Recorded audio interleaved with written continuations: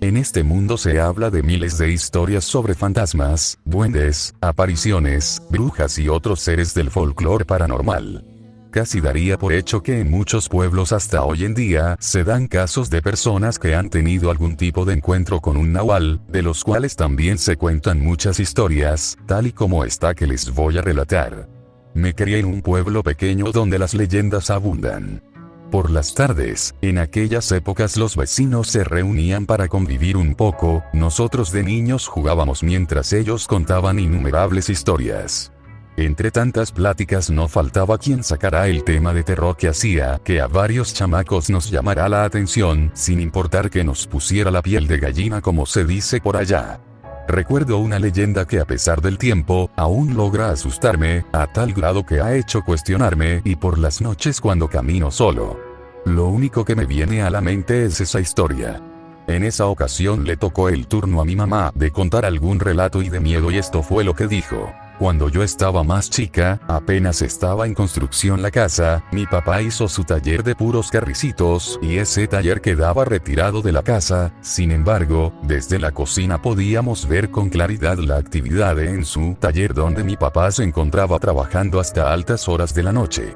Una vez mi mamá me pidió que le llevara comida a mi papá porque ya se le había hecho tarde. Recuerdo que esa noche sentí todo diferente, desde que salí de casa todo parecía normal, a tal grado que veía lejísimos el taller de mi papá, sabiendo que usualmente llegaban unos pocos minutos sin problema. Al paso que iba caminando, sentía en momentos como si alguien me fuese siguiendo, pero por más que volteaba a ver algo, jamás pude distinguir nada. Empecé a sentir mucho miedo y escuchaba como unos pasos me seguían, así que apuré la marcha y por fin llegué al taller de mi papá. Vino a mi memoria las veces que contaban que en las afueras del pueblo vivían personas que practicaban la brujería y otros que eran nahuales. Decían que por esa razón, los pobladores habían hecho un pacto con aquellas personas y los mandaron a vivir a las orillas, para así poder proteger a sus hijos de que algo o alguien se los quisiera llevar. Con el corazón muy agitado llegué al taller de mi papá y él inmediatamente notó mi nerviosismo. ¿Qué tienes?, me preguntó. Siento que algo me viene siguiendo, respondí asustada. Sin decirme nada, mi papá tomó un machete que tenía en su taller y cerró la puerta. Nos quedamos en silencio y claramente se escuchó como el jadeo de un animal y fuertes pisadas alrededor del taller. Con la poca luz que se escapaba de los carrizos, alcanzamos a ver la figura de lo que podría haber sido un perro negro, pero de figura inusual. El animal daba vueltas en todo el taller buscando la manera de entrar.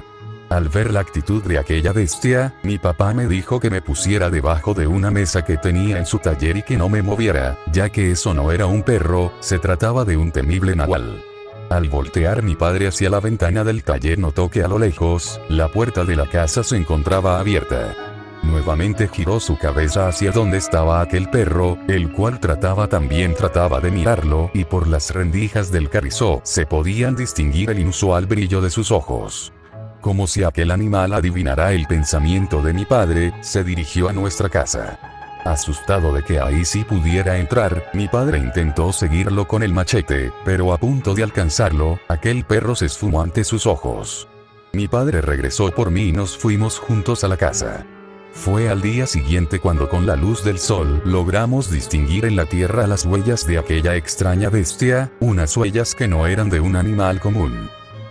Después de esa aparición mi madre cuenta que hubo días en que vio de lejos a la bestia, vagando por las cercanías de la casa, tal vez querría llevarse a alguien de la familia. Muchos de nuestros abuelitos o personas mayores tienen muchas teorías sobre lo que se refiere a los nahuales. Algunos pensaban que el nahual era una persona con el poder de la transformación. Otros más creían que era el mismo diablo quien se transformaban para robarse el alma de los niños. Jamás volvimos a saber de aquel dichoso nahual, pero seguíamos con la preocupación al saber que en las afueras del pueblo puede seguir viva aquella persona que intentó llevarse a mi mamá.